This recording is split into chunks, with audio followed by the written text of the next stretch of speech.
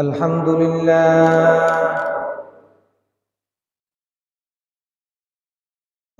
لله وكفى وسلام على عباده الذين اصطفى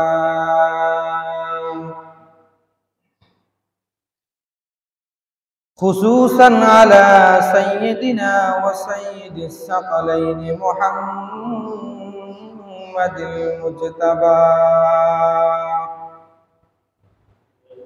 وأحمد المصطفى وعلى آله وأهله الطيبين الطاهرين الذي فتح الله به أعيننا وكنا عميا وآذانا وكنا صما وقلوبا ونحن غافلا وأخرج به الناس من الظلمات إلى النور ونشهد أن لا إله إلا الله وحده لا شريك له ونشهد أن سيدنا وسندنا وحبيبنا وطبيبنا ومولانا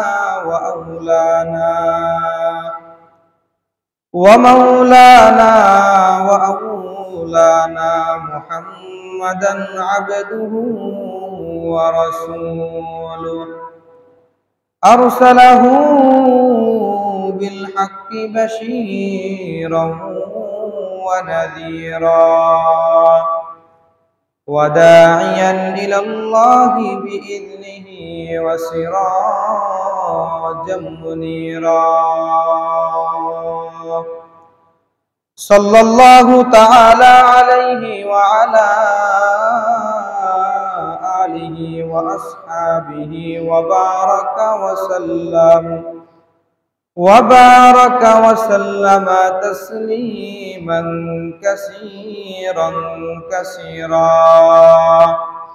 صلاة وسلاما دائمين إلى يوم البعث والنشور ومن تبعهم بإحسان إلى يوم الدين أما بعد فأعوذ بالله من الشيطان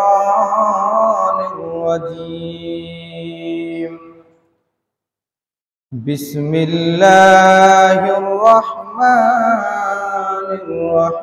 الرحيم إن عدة الشهور عند الله 12 شهرا في كتاب الله يوم خلق السماوات والأرض منها 4 حرم وقال رسول الله صلى الله عليه وسلم نعمتان مغبون فيهما كثير من الناس الصحة والفراغ أو كما قال النبي عليه الصلاة والسلام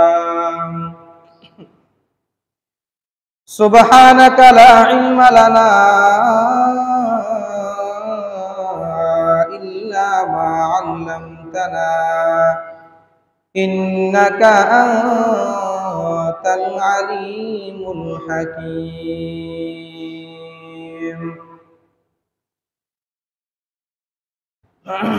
সম্মানিত মুসল্লিয়ানি কেরাম, মহান আল্লাহ পাক রব্বুল আলামিনের অপরসীম দয়ার ইহসান,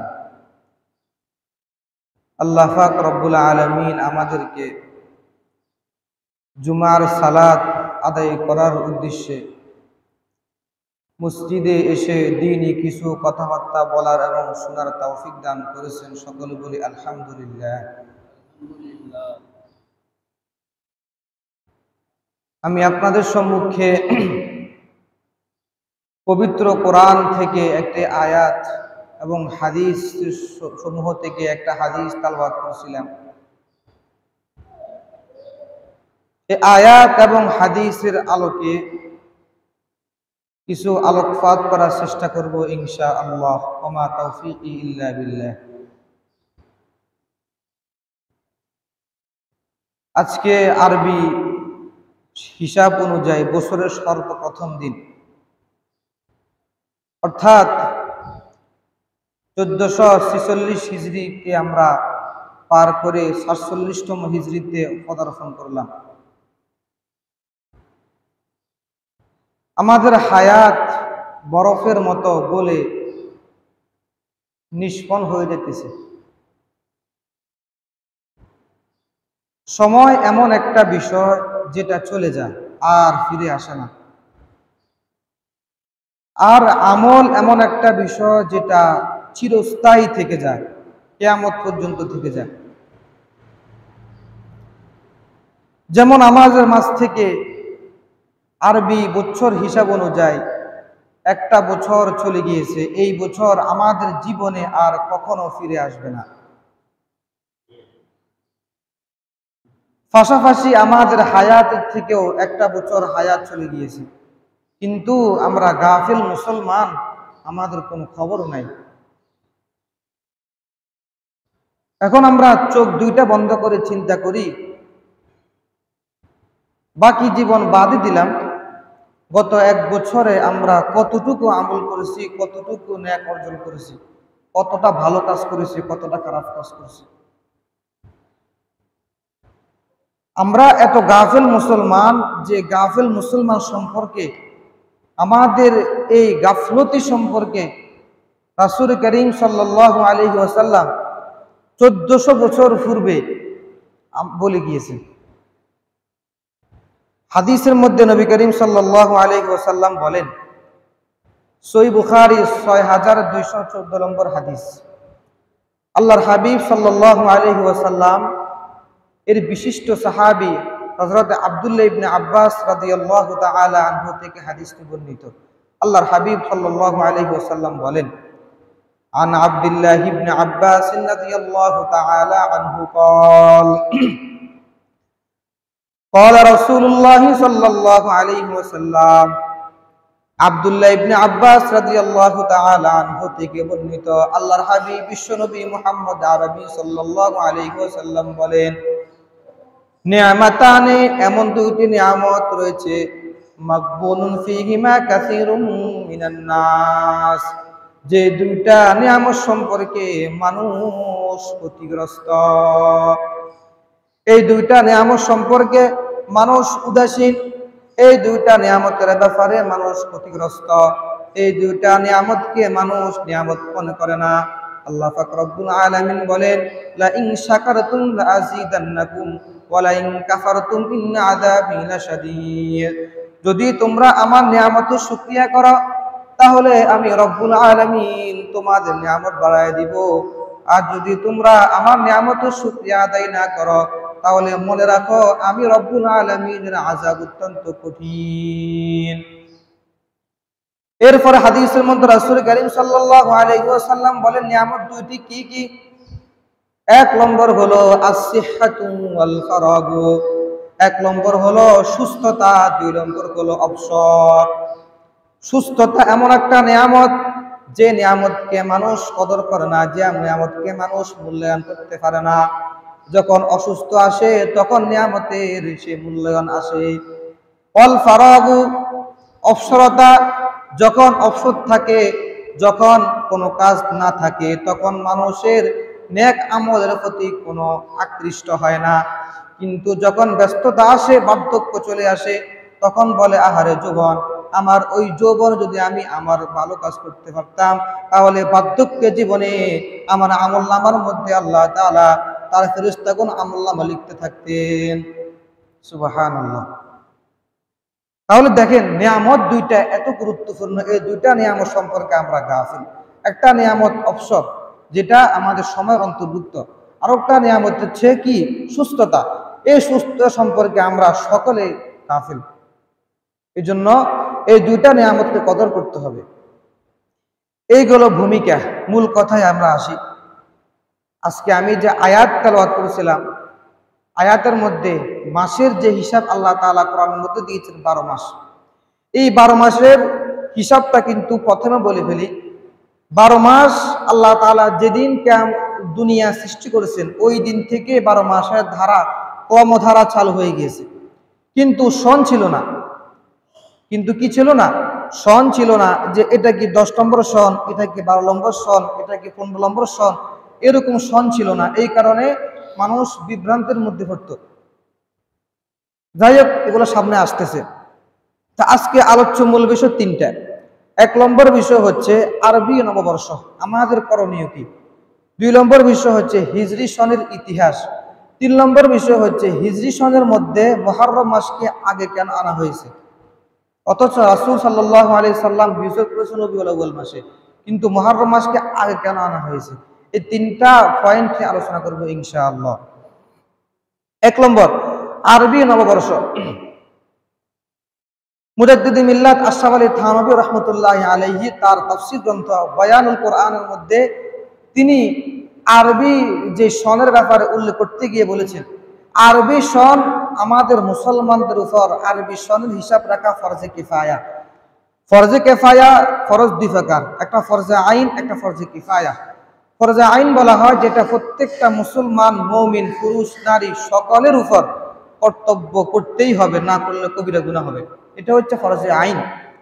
আর ফরজে কিফায়া হলো এমন ফরজ যেটা প্রত্যেকটা মানুষের জন্য ফরজ নয়, যদি কয়েকজন করে তাহলে সকলের পক্ষ থেকে আদায় হয়ে যাবে। ইংরেজি মাসের আমরা হিসাব রাখি, বাংলা মাসের হিসাব রাখি অনেক গুরুত্বের সাথে। ইংরেজি মাসের ডিসেম্বর মাসের 31 তারিখ রাত 12টা 1 মিনিটে সারা বিশ্বের মধ্যে 31st নাইট নামক একটা গজব পুরা দুনিয়ার মধ্যে ছড়িয়ে গিয়েছে। মুসলমানের সন্তান, মুসলমান বৃদ্ধ যুবক সকলে এই দিবসটাকে, এই দিনটাকে উদযাপন করে। ইহুদি খ্রিস্টানদের বাংলা নববর্ষ পহেলা বৈশাখ, এটাকে এত গুরুত্বের সাথে আদায় করে পালন করে, মনে হয় যেন অনেকটা কিছু। কিন্তু দুঃখের বিষয় হলো আমরা মুসলমান আমাদের মাঝে জ্ঞানী গুণী অনেকেই এই আরবি মাসের হিসাব তো জানে না।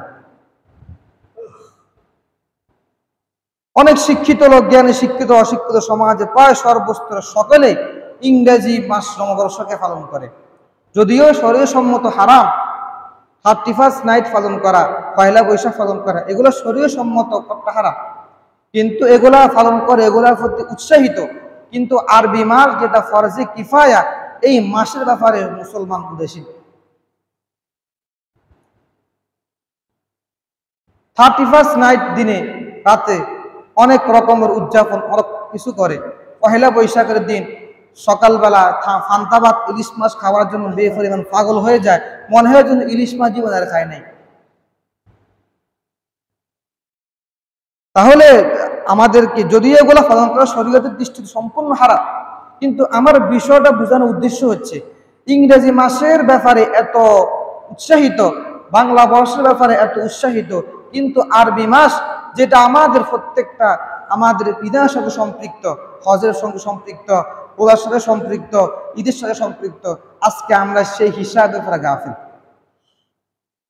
জিজ্ঞেস করেন ওলামায়ে কেরাম, তারা যে সমস্ত মানুষ দুনিয়াতে আছে যারা 31st নাইট পহেলা বৈশাখ পালন করে, তাদেরকে জিজ্ঞেস করবেন আজকে কত তারিখ আরবি মাসের, বলতে পারবে না।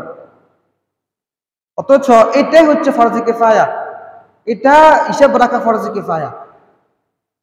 যেমন হজ, রমজান, কোরবানি, এই সমস্ত বিষয় পালন করতে আমাদেরকে চন্দ্র মাসে হিসাব রাখতে হবে, না হয় আমরা বিভ্রান্তির মধ্যে পড়বো, আমাদের হজও আদায় হবে না, কোরবানিও আদায় হবে না, ঈদও আদায় হবে না। যাই হোক, আল্লাহ তাআলা আমার সকলকে এগুলো বোঝার তৌফিক দান করুক। বিশেষ করে আজকে মুহররম মাসের সর্বপ্রথম দিন 1447 হিজরি, আমার বিষয়টা বোঝানোর উদ্দেশ্য হচ্ছে যে এই মাসের ব্যাপারে মানুষ এত গাফিল কেন, এই হিজরি সনের ব্যাপারে মানুষ গাফিল, কিন্তু সব কিছু ব্যাপারে সব ঠিক থাকে। এইগুলো প্রথম বিষয়। প্রথম বিষয়ের প্রথমটা আরবি নববর্ষ, আমাদের করণীয় কি। নতুন বর্ষ আসছে, তার মানে এটা না যে আমরা বুক ফুলে নাচবো, এটা না, বরং দুঃখের সাথে আমরা হিসাব করব গত 1 বছর আমাদের থেকে বিদায় নিয়ে চলে গেছে আরবি বছরের, আমরা এই 1 বছরে কি পরিমাণ আমল করেছি, কি পরিমাণ নেক করছি, এটা আমাদের হিসাবের বিষয়, এটা আমাদের মুখ্য বিষয়। তো এই বিষয়ে আমি আপনাদের সম্মুখে আমাদের করণীয় কি আরবি নববর্ষে, এই বিষয়ে আমাদের করণীয় 4টা আলোচনা করব ইনশাআল্লাহ। 1 নম্বর, আমাদের করণীয় হচ্ছে সময়কে গুরুত্ব দেওয়া ও সময়কে হেফাজত করা।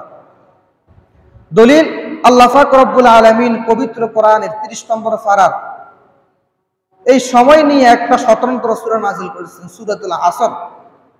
আল্লাহ তাআলা বলেন, ওয়াল আসরি ইন্নাল ইনসানা লাফি খুসর ইল্লাল্লাযীনা আমানু ওয়া আমিলুস সালিহাতি ওয়া তাওয়াসাউ বিল হাক্কি ওয়া তাওয়াসাউ বিস সাবরি।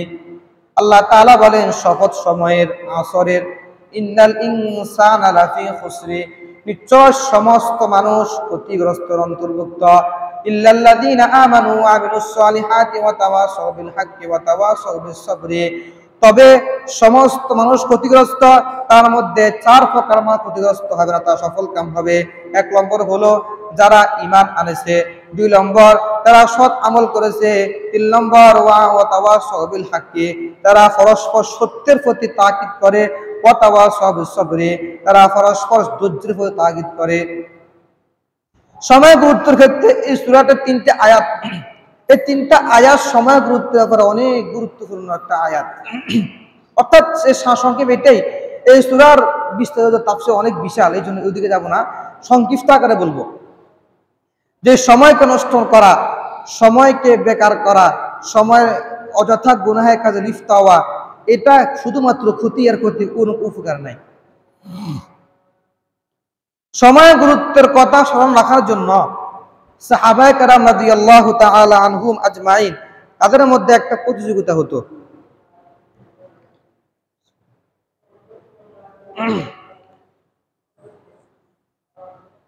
তাহলে সময় সংক্ষিপ্ত, সময়ের গুরুত্ব রাখার জন্য সাহাবায়ে কেরামের মধ্যে একটা কি থাকতো, প্রতিযোগিতা থাকতো। এই আয়াতের ব্যাখ্যা, এই সূরার ব্যাখ্যায় আল্লামা ইবনে কাসির রহমতুল্লাহি আলাইহি তাফসীর ইবনে কাসিরের মধ্যে উল্লেখ করেছেন, হযরতে সাবিত ইবনে বুনানি রাদিয়াল্লাহু তাআলা আনহু থেকে বর্ণিত, আন সাবিত আল বুনানি রাদিয়াল্লাহু তাআলা আনহু قال كان الرجلان من اصحاب النبي صلى الله عليه وسلم اذا التقيا। সাবিত আল বুনানি রাদিয়াল্লাহু তাআলা আনহু থেকে বর্ণিত, যখন রাসূলের 2 জন সাহাবী একসাথে হতেন, সাক্ষাৎ করতেন, ওয়ালাম ইয়াফতারিকা হাত্তা ইয়াকরা আহাদুহুমা আলাল আখির ফি হাদিহি সূরা, যখন রাসূলুল্লাহ সাল্লাল্লাহু আলাইহি ওয়াসাল্লামের 2 জন সাহাবী একসাথে হতেন, তখন একে অপরের সঙ্গে বিদায় নেওয়ার সময় এই সূরা পড়তেন, মনে করে দিতেন। যেমন আমরা যখন একজনের সাক্ষাৎ কতক্ষণ বলি না, সালাম দি, কি খবর, কি অবস্থা, ভালো আছেন, তখন সে বলে ভালো আছি, এরপরে বলছে ঠিক আছে ভালো থাকবেন, বিদায় নেওয়ার সময় এই কথা বলি।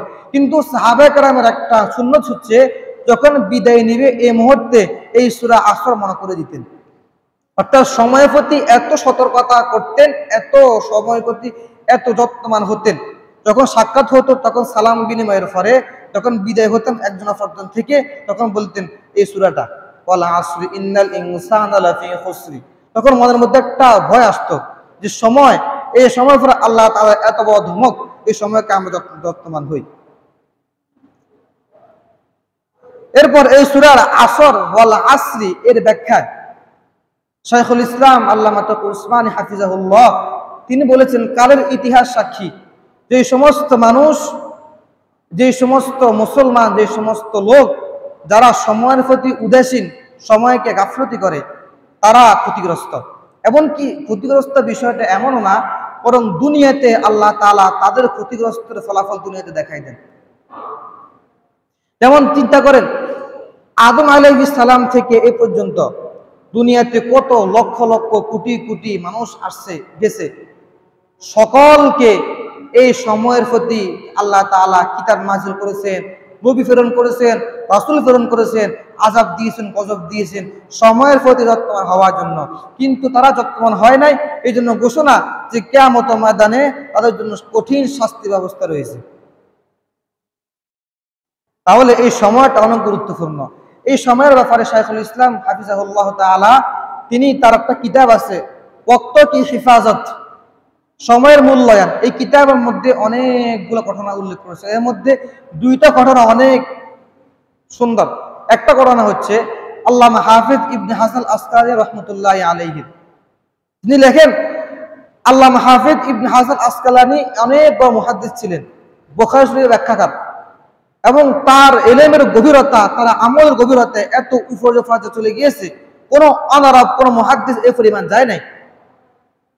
তখন আল্লামা ইবনে হাজার আসকালানী রহমতুল্লাহি আলাইহি যখন তিনি কিতাব লিখতেন, তখন কি লিখতেন? কিতাব লিখতেন। কিতাব লেখার সময় তার তৎকালীন যুগে তো এখন বর্তমান আধুনিক যে কলম, ওই কলম ছিল না, কাঠের কাঠি, এরপরে এরকম জাতীয় কলম ছিল। তখন কলম লেখা শুরু করার সময় যখন লিখতে লিখতে লিখতে লিখতে কলমের আগার মধ্যে সামান্য একটু ডিস্টার্ব করতো, তখন এই মুহূর্তে এটা ঠিক করতে তার সময় নষ্ট হতো। কি নষ্ট হতো? সময় নষ্ট হতো।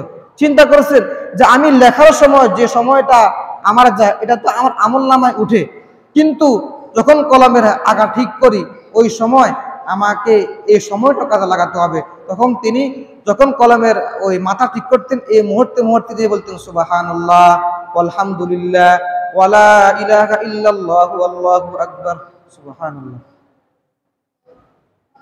একটা কাজ করতেছে, কাজ করার সময় তার এই দিকে করতেছেন, এই সময়টা যেন কাজে লেগে যায়। আর একটা ঘটনা তিনি উল্লেখ করেছেন তার পিতা আল্লামা শফি সাহেব রহমতুল্লাহ আলাইহির একটা ঘটনা, যে একদিন তিনি সবাইকে বলতেছেন যে মানুষ সময়ের প্রতি এত উদাসীন যে সময়কে যেভাবে ইচ্ছে সেভাবে নষ্ট করে ফেলে, কোনো তওয়াক্কুল সময়ের প্রতি নেই। তখন তিনি সবাইকে হুজুরে বলতেছেন, দেখো আমি তোমাদেরকে একটা কথা বলি, যেটা যদিও শুনতে খারাপ দেখা যায় কিন্তু ঘটনার বাস্তব রূপ অনেক মারাত্মক। তিনি বলতেছেন, যখন বাথরুমে প্রবেশ করি, যখন শৌচাগারে আমি প্রবেশ করি, তখন জিকির আজকার নেক আমল সব নিষেধ না? সব তো হারাম। পেশাবখানা পায়খানার মধ্যে কেউ জিকির করতে পারবে না। তখন তিনি বলতেছেন আমি এই মুহূর্তে এই সময়টা যেন কাজে লাগে, সময়টা যেন বেকার না হয়, এই কারণে আমি টয়লেটের মধ্যে যে সমস্ত লোটা বদনা যেগুলো আছে ওগুলাকে সুন্দরভাবে পরিষ্কার করে দিই। সুবহানাল্লাহ। তাহলে কি বুঝলাম? এই পরিষ্কার করার অর্থে তার একটা খিদমত হবে, সওয়াব হবে। তারপরে যে ব্যক্তি টয়লেটে প্রবেশ করবে তার মন প্রশান্ত হবে, তার মন থেকে দোয়া আসবে। তাহলে দেখেন তাদের চিন্তা, তাদের সময়ের প্রতি গুরুত্বের কথা এই পরিমাণ, আর আমরা সময়কে যেভাবে ইচ্ছে সেভাবে নষ্ট করে ফেলি। আল্লাহ তাআলা আমাদেরকে হেফাজত করুক। 2 নম্বর, সময়ের গুরুত্ব। আখিরাতে আমাদেরকে জিজ্ঞেস করা হবে আমরা আখিরাতের জন্য কি প্ল্যান করছি। আল্লাহ তাআলা সূরাতুল হাসরের মধ্যে বলেন, ইয়া আইয়ুহাল্লাযীনা আমানুত্তাকুল্লাহা ওয়াল তানজুর নাফসুম মা কদ্দামাত লিগাদিন ওয়াত্তাকুল্লাহ। আল্লাহ তাআলা বলেন, হে ঈমানদারগণ, ইত্তাকুল্লাহ, আল্লাহকে ভয় করো, ওয়াল তানজুর নাফসুম মা কদ্দামাত লিগাদ, প্রত্যেকটা মুসলমানের জন্য, প্রত্যেকটা মানুষের জন্য জরুরি সে আগামী কালের জন্য কি প্রেরণ করেছে, কি কাজ করেছে তারকে দেখা। ওয়াত্তাকুল্লাহ, আল্লাহকে ভয় করা। এই আয়াতের ব্যাখ্যায় আল্লামা ইবনে কাসির রাহমাতুল্লাহি আলাইহি বলেন, আগামীকাল বলতে আমাদেরকে কিয়ামতের দিন উদ্দেশ্য। এই আয়াতের মধ্যে মূল উদ্দেশ্য হচ্ছে কিয়ামত আসার আগে আগে, আমাদের মৃত্যু আসার আগে আগে, আমাদেরকে আল্লাহর সামনে হাজির হওয়ার আগে আগে আমরা নিজের হিসাব নিজে নেওয়া উচিত। আল্লাহ তাআলা দরবার হাজির হওয়ার আগে আগে আমাদেরকে চিন্তা করতে হবে আমরা সকাল থেকে বিকাল পর্যন্ত, রাত পর্যন্ত, সন্ধ্যা পর্যন্ত কি কি আমল করেছি, কি কি মদ্য করেছি, আমাদেরকে হিসাব করা। এটা হচ্ছে মূল ব্যাখ্যা। এটা আল্লামা ইবনে কাসির রাহমাতুল্লাহি আলাইহির ব্যাখ্যা। তাহলে এরপরে তিনি বলতেন, ওয়াত্তাকুল্লাহ, আল্লাহকে ভয় করো, ইন্নাল্লাহা খাবীরুম বিমা তা'মালুন, নিশ্চয় আল্লাহ তাআলা তোমরা যা করো সব বিষয় জানেন। এখানে ওয়াত্তাকুল্লাহ 2 বার বলেছেন, আল্লাহকে ভয় করো 2 বার। এর উদ্দেশ্য হচ্ছে আল্লাহকে বেশি ভয় করো। এই ব্যাপারে যখন তোমরা কিয়ামতের ময়দানের জন্য, আগামীকালের জন্য, অর্থাৎ কিয়ামতের জন্য তোমরা কি প্রেরণ করছো। আল্লাহ তাআলা কিয়ামতের ময়দানে ফাআম্মা মান উতিয়া কিতাবাহু বিয়ামিনিহি, যখন তার আমলনামা ডান হাতে আসবে, তার অপেক্ষা থাকবে। পুরা কিয়ামতের ময়দানে যখন বিচার করা হবে তখন সবাই অপেক্ষা থাকবে তার আমলনামা ডান হাতে আসে নাকি বাম হাতে আসে। যদি ডান হাতে আসে তাহলে তার জন্য সৌভাগ্যের কোনো অভাব নাই, আর যদি বাম হাতে আসে তাহলে তার জন্য জাহান্নাম অবধারিত। এই জন্য আগামীকালের জন্য আমরা কি প্ল্যান করবো, এটাকে আমরা গুরুত্বের সাথে চেষ্টা করতে হবে যে আমরা একটা সুবহানাল্লাহ হলে আমরা এটাকে বন দিল থেকে আদায় করব। এখন সুবহানাল্লাহ সুবহানাল্লাহ মানে মনে হয় যেন স্পিরিট ইস্তারির থেকে বেশি স্পিরিট পড়ে। এভাবে 1000 বার পড়া কোনো লাভ নাই, কিন্তু অন্তরের সাথে গভীরভাবে আল্লাহকে হাজির নাজির করে একবার সুবহানাল্লাহ বলে দিয়ে পরিমাণ সওয়াব হয়। সুবহানাল্লাহ। 3 নম্বর, সময় নিয়ে আখিরাত আমাদেরকে জিজ্ঞেস করা হবে। সময় নিয়ে আখিরাত আমাদেরকে জিজ্ঞেস করা হবে। নবী করিম সাল্লাল্লাহু আলাইহি ওয়াসাল্লাম খুব চমৎকারভাবে সতর্ক আমাদেরকে বলে গিয়েছেন। তিরমিজি শরীফের 2470 নম্বর হাদিস, আল্লাহর হাবিব সাল্লাল্লাহু আলাইহি ওয়াসাল্লাম বলেন, আন আবি বারজা আল আসলামি রাদিয়াল্লাহু তাআলা আনহু قال قال رسول الله صلى الله عليه وسلم لا تزول قدم عبد يوم القيامة। আল্লাহর হাবিব সাল্লাল্লাহু আলাইহি ওয়াসাল্লাম বলেন, কোন মানুষের 2 পা কিয়ামতের ময়দানে 1 যাররা পরিমাণও আগাতে পারবে না আল্লাহ অনুমতি ছাড়া। আল্লাহ অনুমতি ছাড়া কিয়ামতের ময়দানে কোন মানুষের 2 পা 1 যাররা পরিমাণও আগাতে পারবে না, পিছতে পারবে না। হাত্তা ইউসআলা, তাকে প্রশ্ন করা পর্যন্ত। প্রশ্ন কি কি? হাদিসের মধ্যে রাসূল করিম সাল্লাল্লাহু আলাইহি ওয়াসাল্লাম বলেন, 4টা প্রশ্ন করার আগ পর্যন্ত দুনিয়ার কোন মানুষ, কোন মুসলমান 1 যাররা পরিমাণ ফাকে আগাতে পারবে না। 1 নম্বর প্রশ্ন হলো আন উমরিহি ফিমা আফনাহু, তার জীবনকে সে কোন কাজে ব্যয় করেছে। আল্লাহ পাক রব্বুল আলামিন আমাদেরকে কিয়ামতের ময়দানে সবাই সামনে জিজ্ঞেস করবে, ওই আমার বান্দা, আমি তোমাকে দুনিয়ার মধ্যে 60 বছর 70 বছর 80 বছর 90 বছর 100 বছর হায়াত দান করেছিলাম। এই হায়াতের মধ্যে তুমি আমার জন্য কি পরিমাণ ব্যয় করেছ? তুমি তোমার এই হায়াতকে কোন কাজে ব্যয় করেছ? তুমি তোমার হায়াতকে কি করেছ? নেক আমল করেছ, নামাজ পড়েছ, রোজা রাখছ, আমার ব্যাপার সত্তা করেছ কিনা, আমাকে আমার জিকির করেছ কিনা? আল্লাহ তাআলা আমাদেরকে জিজ্ঞেস করবে। এখন কি উত্তর দিব বলেন? আমরা এই জীবনকে কোন কাজে ব্যয় করেছি এখন চিন্তা করেন। এই মুহূর্তে যে কিয়ামতের ময়দানে যখন আল্লাহ তাআলা পুরা পৃথিবীর সকলের সামনে জিজ্ঞেস করবে, হে ওই বান্দা, হে আমার বান্দা, তোমাকে আমি যে হায়াত দান করেছিলাম 60-70 বছরে, এই হায়াতকে তুমি কোন কাজে ব্যয় করছো? তখন কি উত্তর দিব? কোনো উত্তর দেওয়ার কোনো ব্যবস্থা নাই। তাহলে এখন থেকে হায়াতকে মূল্যায়ন করো। 2 নম্বর, ওয়ান ইলমিহি ফিমা ফাআলা। আল্লাহর হাবিব সাল্লাল্লাহু আলাইহি ওয়াসাল্লাম বলেন, 2 নম্বর, আমাদের আমল সম্পর্কে জিজ্ঞেস করা হবে, আমাদের ইলম সম্পর্কে জিজ্ঞেস করা হবে। এই ইলমকে আমরা কোন কাজে ব্যয় করেছি? কি বলেন? দুনিয়াতে সকলের কিছু না কিছু ইলম তো আছে। তারা মুসলমান, তাদের নামাজের, রোজার, হজের, দান সদকার, এরপরে এগুলোর ব্যাপারে কিছু না কিছু ইলম তো সকলের আছে। আল্লাহ তাআলা বলবেন, আমি তোমাকে যে ইলম দান করেছি, এই ইলম অনুযায়ী তুমি কতটুকু আমল করেছো, কতটুকু কাজ করেছো, কতটুকু? আমরা জানি নামাজ পড়া ফরজ, ফরজে আইন। নামাজ শাস্তি। কিয়ামতের ময়দানে আল্লাহ তাআলা বলেন, আল্লাহর হাবিব বলেন, আউয়ালু মা ইউহাসাবু বিহিল আবদু ইয়াউমাল কিয়ামাতিস সালাহ। কিয়ামতের ময়দানে সর্বপ্রথম আমাদেরকে নামাজ হিসাব সম্পর্কে জিজ্ঞেস করা হবে। এখন আমরা যারা শুধুমাত্র শুক্রবার নামাজ পড়ি, অন্য নামাজে কোনো খবর থাকে না, তাহলে চিন্তা করেন কিয়ামতের ময়দানে যখন আল্লাহ তাআলা জিজ্ঞেস করবেন, হো আমার বান্দা, তোমাকে আমি ইলম দান করেছি, নামাজ পড়া ফরজ, নামাজ পড়া ফরজে আইন, তুমি এই ফরজে আইনকে কতটুকু আমল করেছো? কোনো উত্তর দেওয়ার কোনো ব্যবস্থা আমাদের নাই। এই জন্য নামাজ ইলম অনুযায়ী আমরা যেগুলো জানি সবগুলো আমল করার চেষ্টা করবো ইনশাআল্লাহ। 3 নম্বর, ওয়ান মালিহি মিন আইনা ইকতাসাবাহু ওয়া মিমা আনফাকাহু। 3 নম্বর, আল্লাহর হাবিব বলেন, আমাদের ধন সম্পদ সম্পর্কে জিজ্ঞেস করা হবে। আমরা এই ধন সম্পদ কোত্থেকে অর্জন করেছি, কোথায় ব্যয় করেছি? দুনিয়ার মধ্যে মানুষ আমলের থেকেও এখন সবচেয়ে বেশি প্রতিযোগিতা করে তাদের কি নিয়ে? ধন সম্পদ নিয়ে। যে টাকা পয়সা ধন সম্পদ আমার সবচেয়ে বেশি হবে, আমার সবচেয়ে বেশি লাভবান অর্জন করব, টাকা পয়সার মাধ্যমে আমি পুরো দুনিয়াকে কিনে ফেলবো, এই সমস্ত লালসা, এই সমস্ত মহাব্বত নিয়ে মানুষ থাকে। হুব্বুদ দুনিয়া কুল্লুর আছে খাতিয়া, দুনিয়ার মহাব্বত সমস্ত গুনাহের মূল। ধন সম্পদ আল্লাহ তাআলার এটা একটা নিয়ামত, তবে এই নিয়ামতকে কদর করতে হবে আল্লাহ তাআলার রাস্তায়, ঠিক কিনা? নিয়ামতকে কদর করতে হবে কার রাস্তায়? আল্লাহর রাস্তায়। আল্লাহর নিয়ামত আল্লাহর রাস্তায়, ঠিক আছে? যেমন আল্লাহ তাআলা সূরাতুল ফজরের মধ্যে বলেন, ফাআম্মাল ইনসানু ইযা মাবতালাহু ফাআকরামাহু ওয়া নাআমা। আল্লাহ তাআলা বলেন, মানুষকে আল্লাহ তাআলা ধন সম্পদ দান করে, সম্মান দান করে তাকে পরীক্ষা করার জন্য। সে আল্লাহকে মহাব্বত করে কিনা, আল্লাহকে ভালোবাসে কিনা, আল্লাহর আদেশ মানে কিনা, আল্লাহর হুকুম মানে কিনা। এই জন্য আল্লাহ পাক রব্বুল আলামিন মানুষকে ধন সম্পদ দান করে, সম্মান দান করে। দেখবেন অনেক কোটিপতি, লাখপতি, তাদের ভিতরে ঈমান আমলের কোনো তাওয়াক্কা নাই। নামাজ দেখতে পারে না, ওরা দেখতে পারে না, ওলামা একরামদেরকে সম্মান করতে জানে না, পারেও না।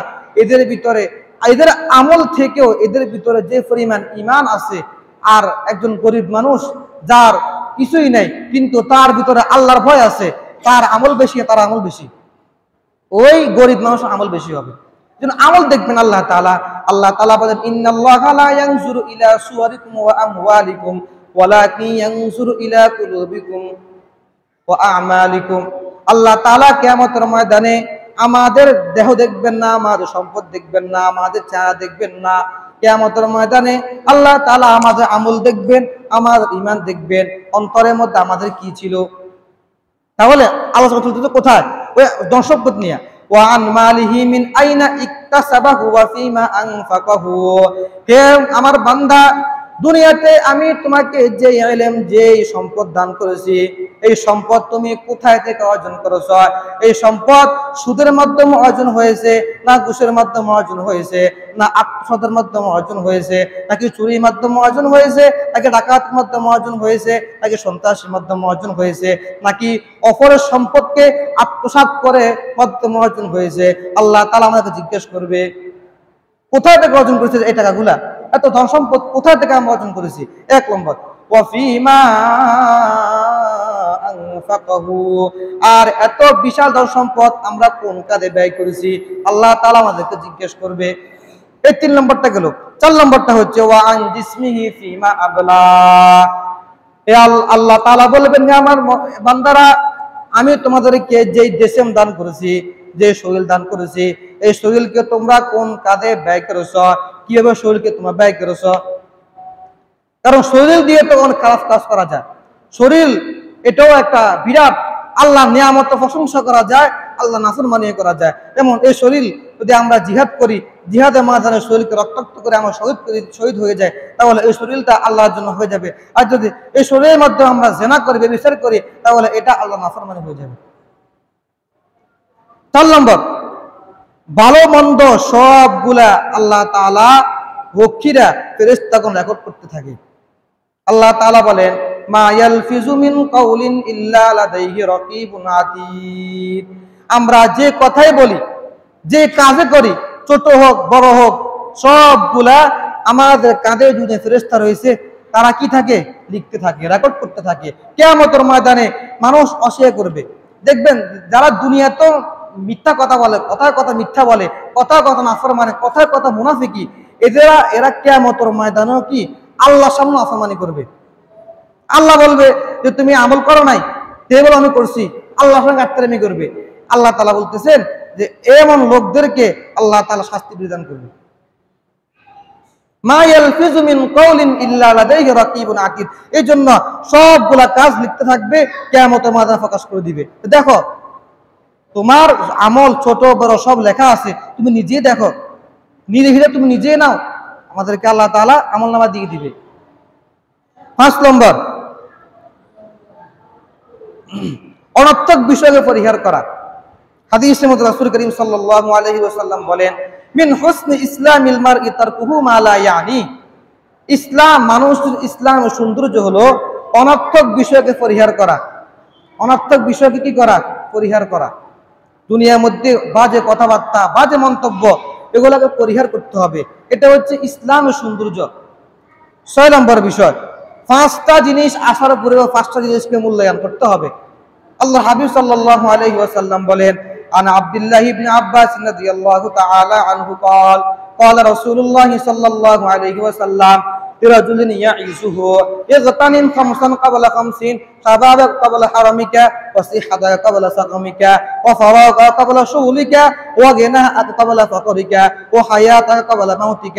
আল্লাহর হাবিব বলেন, হে আমার উম্মতরা, 5টা জিনিস আসার পূর্বে 5টা জিনিসকে গনিমত মনে করো। 1 নম্বর হলো তুমি তোমার সুস্থতাকে গনিমত করো অসুস্থ আসার পূর্বে, এবং তুমি তোমার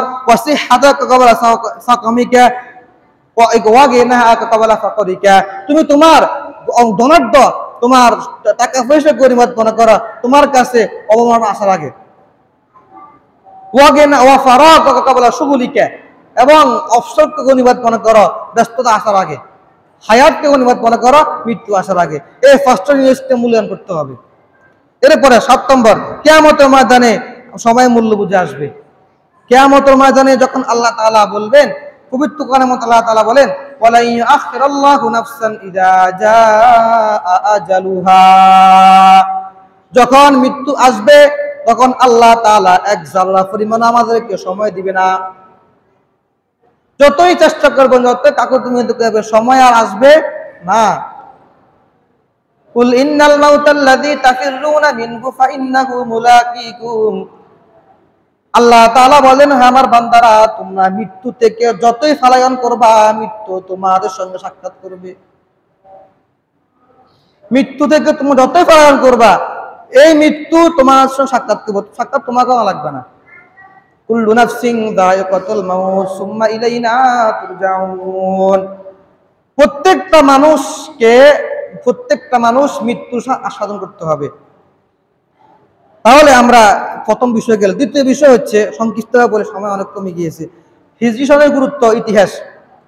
গুরুত্ব বলতে আপনাদেরকে বুঝাই, হিজরি সন এটা এমন একটা বিষয়, আল্লাহ তাআলা পবিত্র কোরআনের মধ্যে বলেন, ওয়াল্লাযী জাআলাশ শামসা দিয়াআ ওয়াল কামারা নূরাও ওয়া কদ্দারাহু মানাজিল লিতা'লামু আদাদাস সিনিনা ওয়াল হিসাব। আল্লাহ তাআলা চন্দ্রকে এবং সূর্যকে সৃষ্টি করেছেন কি জন্য? যাতে করে মানুষ হিসাব রাখতে পারে, গণনা করতে পারে। এই জন্য আল্লাহ তাআলা চন্দ্রকে সৃষ্টি করেছেন, সূর্যকে সৃষ্টি করেছেন। আর একটা আয়াতের মধ্যে সূরা বনী ইসরাঈল 12 নম্বর আয়াতের মধ্যে আল্লাহ তাআলা বলেন, ওয়াল্লাযী ওয়াজআলনাল লাইলা ওয়ান নাহারা আয়াতাইন ফামাহাউনা আয়াতাল লাইলি ওয়াজআলনা আয়াতান নাহারি মুবশিরা লিতাবতাগু ফাদলাম মির রাব্বিকুম ওয়া লিতা'লামু আদাদাস সিনিনা ওয়াল হিসাব। চন্দ্র এবং সূর্য উভয়ের ব্যাখ্যা একই, অর্থাৎ মূল কথা এটাই, চন্দ্র আল্লাহর নিদর্শন, সূর্য আল্লাহর নিদর্শন। তবে এগুলাকে সৃষ্টি করার উদ্দেশ্য একমাত্র আল্লাহ তাআলার কি, যে যাতে করে মানুষ হিসাব রাখতে পারে। চন্দ্র মাস যখন ডুবে যাবে, তখন চলে যাবে, তখন এই মাস শেষ, আগামী মাস আসবে। এই হিসাব রাখার জন্য আল্লাহ তাআলা চন্দ্র সৃষ্টি করেছেন, সূর্য সৃষ্টি করেছেন। এবার আসি হিজরি সনের ইতিহাস। হিজরি সন কোথা থেকে আসছে? মূল আলোচনা চলতেছে কিন্তু হিজরি সন নিয়ে, যেহেতু আজকে নতুন বর্ষ, আরবি বছরের। এখানে এরকম কথা বললে তো এখানে ওয়াজ ডিস্টার্ব হয়। ডাক দেওয়া তো কি সমস্যা?